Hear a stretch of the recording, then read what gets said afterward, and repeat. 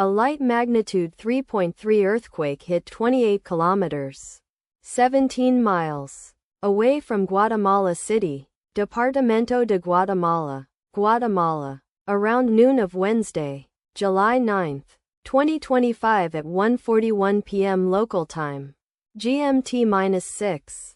The quake had a very shallow depth of 3 kilometers, 1.9 miles, and was reported felt by some people near the epicenter.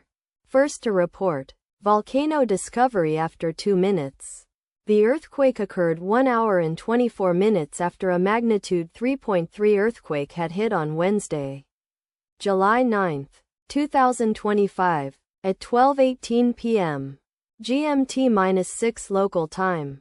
In 1.5 kilometers, 1 mile, distance to the southwest. Data source from volcano discovery.